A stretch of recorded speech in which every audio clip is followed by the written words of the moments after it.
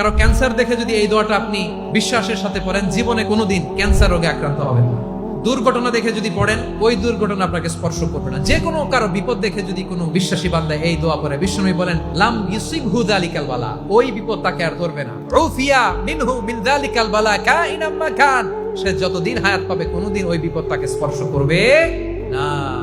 অনেক সময় আমরা দেখি হাসপাতালে ক্যান্সারের 3rd স্টেজে চলে গেছে, লোকটা হ্যাংলা হয়ে চিকন হয়ে হায়রে কি কষ্ট পায় দেখি না। বিষ্ণু বলে একটা দোয়া যদি কেউ অন্যের কোনো বিপদ দেখে পড়ে, ওই বিপদ তার জীবনে কখনো আসবে না। অনেক সময় হয় যে আমরা মহাসড়ক দিয়ে যখন চড়ি, দুর্ঘটনায় আইরে আল্লাহ, দুর্ঘটনায় মানুষের মাথা একদিকে দেহ আরেকদিকে, এরকম হয় না? আল্লাহ তুমি হেফাজত করো। বিশ্বনবী বলেন এই দুর্ঘটনা দেখে কেউ যদি এই দোয়াটা পড়ে, তার জীবনে সে কোনোদিন এরকম অ্যাক্সিডেন্টের সম্মুখীন হবে না। শুনবেন, বিশ্বনবী বলেন অন্যের বিপদ দেখে কেউ যদি পড়ে আলহামদুলিল্লাহিল্লাযী আফানি মিম্মা বাতালাকা বিহি ওয়া ফাদ্দালানি আলা কাসীরিম মিম্মান খালাকা তাফদীলা, মানে প্রশংসা সে আল্লাহর, যে আল্লাহ তাআলা তোমাকে যেই জিনিস দিয়ে পরীক্ষা করেছে আমাকে ওইটা থেকে বাঁচিয়ে দিয়েছে। তোমাকে আল্লাহ যেই বিপদে ফেলেছে আমাকে ওই বিপদ থেকে তিনি মুক্ত রেখেছে, আর তার অনেক সৃষ্টির উপর আমাকে তিনি প্রাধান্য দিয়েছে। সুবহানাল্লাহ পড়ে।